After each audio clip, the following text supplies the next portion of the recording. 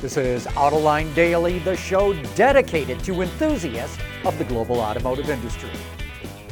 Sean's out on a media event today and I'm filling in. Well, Scout finally showed off the SUV and pickup it's going to come out with, even though they may not hit the market for another 3 years, sometime in 2027. Meet the Traveler SUV and the Terra truck, featuring a body-on-frame construction with a solid rear axle and rear mechanical locker for heavy off-road roading. The vehicles certainly look like modern versions of the International Harvester Scouts that went out of production 44 years ago. They will feature a centralized zonal electronic architecture that almost undoubtedly is coming from Rivian. The new incarnations will be offered as pure BEVs, but with, surprise, surprise, an optional piston engine range extender. We're guessing that will be a Volkswagen engine since Scout is owned by VW. The BEVs will offer 350 miles of range, while the EREV will have over 500 miles. Both will be priced under $60,000, not including any incentives that may or may not be available in 3 years. The Traveler SUV is rated at 7,000 pounds for towing, while the Terra pickup is rated at over 10,000. Both can carry up to 2,000 pounds of cargo. Scout is going to sell the Traveler and Terra direct to consumers, and it claims it can legally do so because even though it's owned by Volkswagen, Scout is actually an independent company. But Automotive News reports that VW dealers will likely take legal action if they are not provided with franchises to sell the vehicles. Franchise laws in the United States make it almost impossible for a car company that has used franchise dealers to suddenly start selling cars on its own.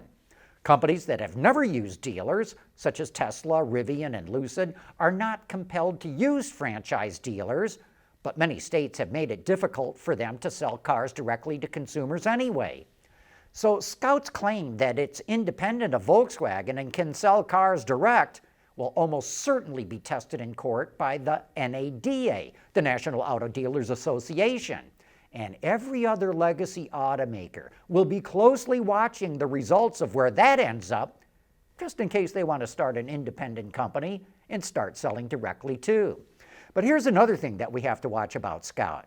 It may be an independent company, but it's still owned by VW, and Volkswagen is going through tough times. It's even threatening to close several assembly plants in Germany, which has got German unions and labor reps on the supervisory board hopping mad. Are they going to allow VW to close plants in Germany while Scout's building a new assembly plant in the US?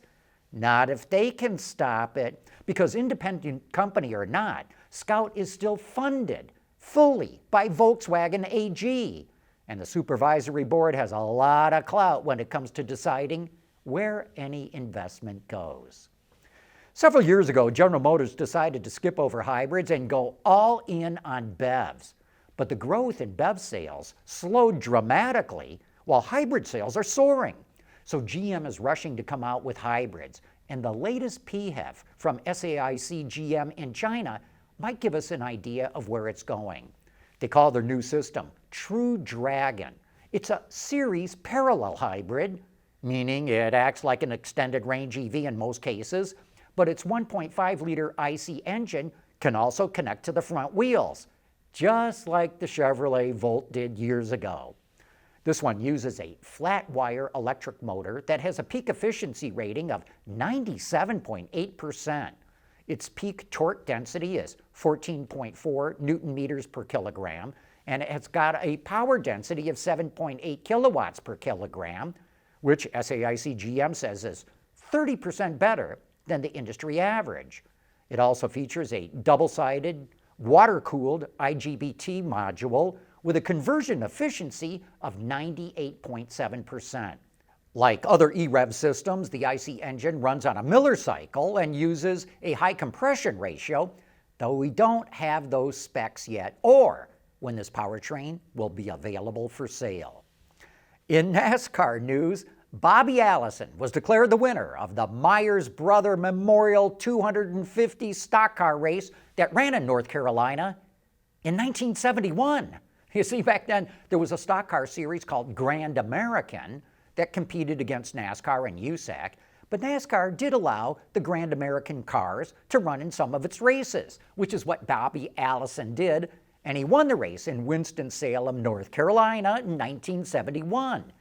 But NASCAR never recognized him as the winner, even though they allowed him to race because he was entered as a Grand American entry.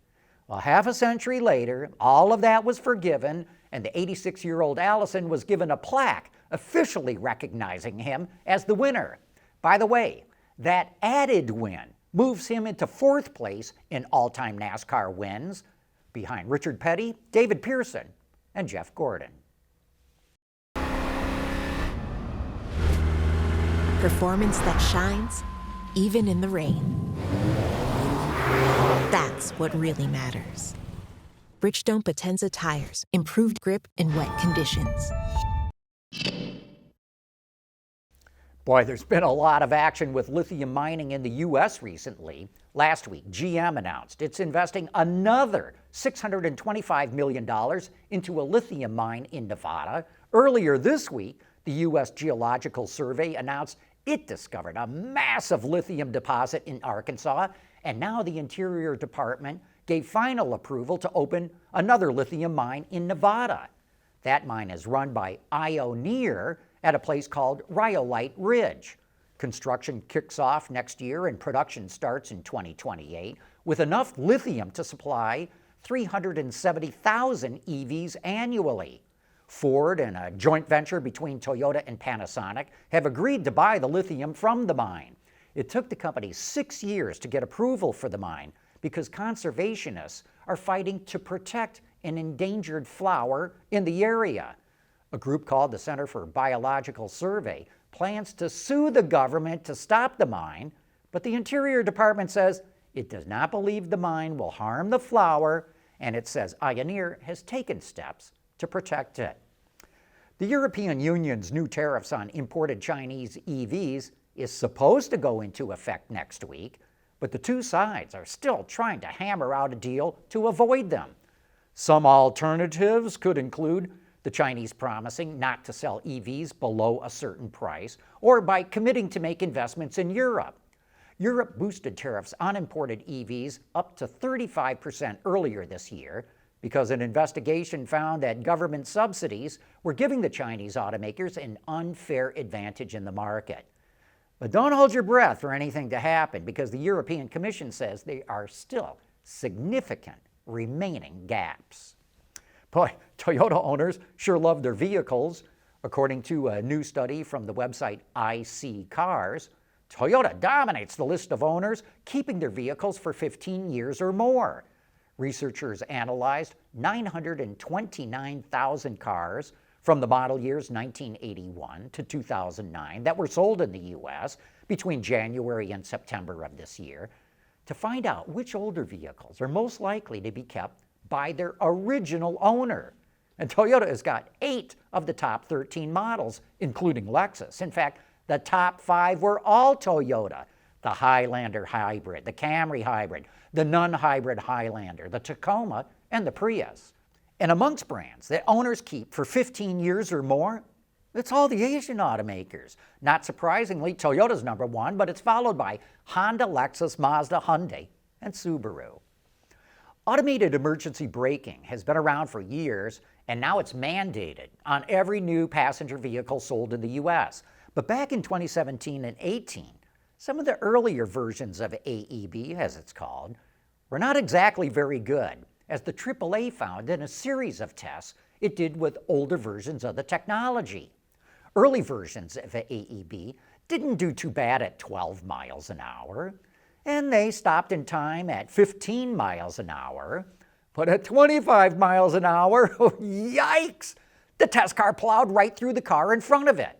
But that was then.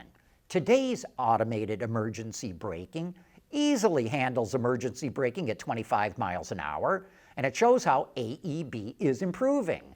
And now we hope the industry can get it to start working at highway speeds. And that wraps up this week's worth of reports. And by the way, if you haven't done so already, would you please consider subscribing to this channel or sign up for the daily email on our website? Thanks for watching and have a great weekend.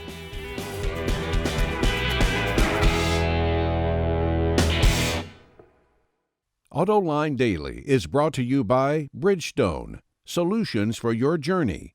Intrepid Control Systems, over-the-air engineering boost your game. Teijin Automotive Technologies, the formula for better mobility. And by ZF.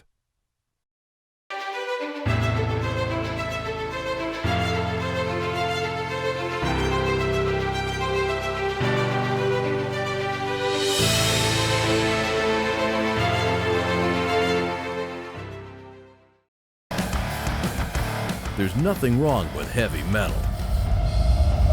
Hey, lighten up.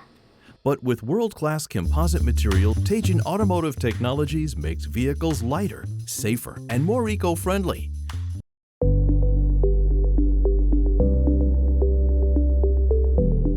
Developing today's vehicles, issues can happen in an instant.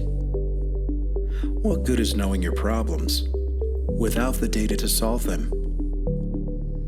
Meet Wireless Neovi Cloud, your secure off-the-shelf solution, empowering real-time collaboration for quick resolution.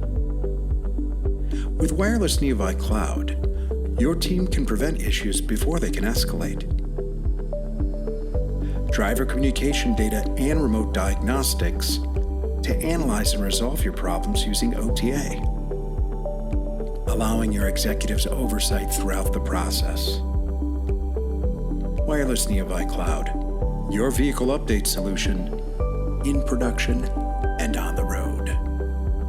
Intrepid Control Systems, driven by your data.